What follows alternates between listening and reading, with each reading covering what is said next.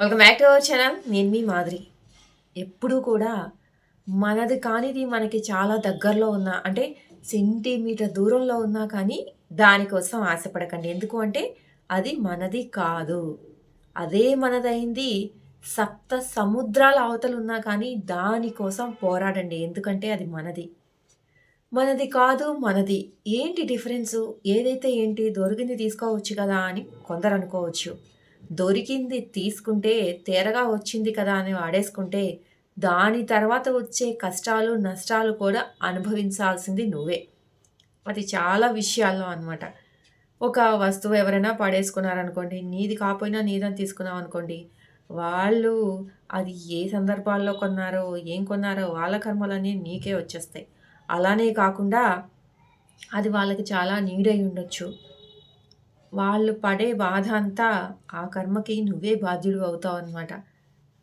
So, అందుకని జెప్పేసి ఒక వస్తువు కానివ్వండి, ఏదైనా కానివ్వండి, మనది కానిది మనము మనది చేసుకోవాలి అని అనుకుంటే దాని వెనకాల బోలెడన్ని కష్టాలు, నష్టాలు, బాధలు అవన్నీ కూడా ఉంటాయి. వాటన్నిటిని కూడా నేను ఇది చేసుకుంటాను. నేను వాటన్నిటిని కూడా తట్టుకొని ఏదొచ్చినా గానీ బ్యాడొచ్చినా తీసుకుంటాను, గుడ్డొచ్చినా తీసుకుంటాను.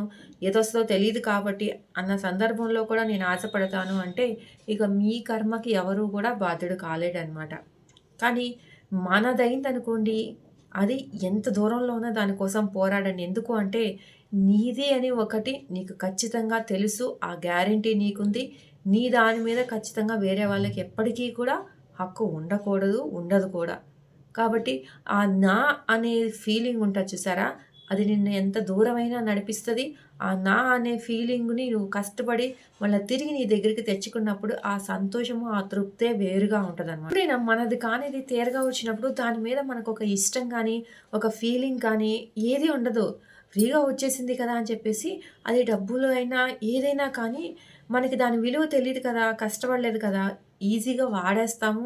ఏదైనా ఖర్చు పెట్టేస్తాం దేనికైనా. అదే మన కష్టపడి సంపాదించిన డబ్బు చూడండి రూపాయిని లెక్క పెట్టుకుంటాం. ఏదైనా ఖర్చు చేసేటప్పుడు అమ్మో! ఇంత అయిపోతుంది, ఇంత అయిపోతుంది. ఎందుకంటే అది నువ్వు కష్టం చేశావు కాబట్టి దాని విలువ నీకు తెలుసు కాబట్టి అంత విలువగానే దాన్ని వాడతావనమాట. అందుకే మనది అనే దానిలో మనము మన స్వశక్తితో చేసుకున్న, తెచ్చుకున్న వాటి మీద మనకంతే మక్కువ గూడా ఉంటదనమాట. మనది కాని దాని మీద మనకి ఆశపడినా అది ఎప్పటికీ కూడా ఒక ఆశే కానీ మనది అయిపోదు. ప్లస్ మనకంత మక్కువ కూడా అనిపించదనమాట. ఇప్పుడు వేరే వాళ్ళది అరువు తెచ్చుకొని నువ్వు వాడుకున్నావనుకో 2 రోజులు ఆ ఇష్టం దాని మీద ఉన్నప్పుడు నీకు బాగా అనిపిస్తది. ఎప్పుడైతే ఏదైతే దాని ఇష్టంతో నువ్వు చేసావో దాని గురించి ఆ వాడుకోవడం అయిపోయిన తర్వాత నీకది అడ్డంగా అనిపిస్తది. అరే! ఇదేంటి వస్తువు ఇప్పుడు మనకు అవసరం లేదు గదా! అడ్డంగా ఉంది ఇచ్చేద్దాం వాళ్ళది మనది కాదు కదా! అని అనిపిస్తది. అదే మనదనుకోండి మనం కష్టపడి తెచ్చుకున్నాం అనుకోండి, మనం ఇష్టంతో తెచ్చుకుంటాం కాబట్టి అడ్డంగా ఉన్నా కానీ మనం అమ్మో! ఇంత పెట్టి కొన్నాం దీన్ని పడేయకూడదు. అలాంటి ఫీలింగ్స్ ఒస్తాయన్నమాట. కాబట్టి ఎప్పుడూ కూడా మనది మనదే అవుతది. పరాయిది పరాయిదే అవుతదనమాట.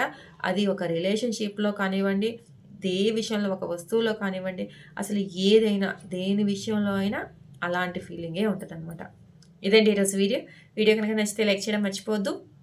మరిన్ని ఇలాంటి వీడియోస్ కోసం వెంటనే ఛానెల్ సబ్స్క్రైబ్ చేసుకొని, పక్కనే ఉన్న బెల్ ఐకాన్‌ని కూడా ప్రెస్ చేయండి. అప్పుడే నేను పెట్టే డైలీ నోటిఫికేషన్స్ మీ దాకొచ్చేస్తాయి.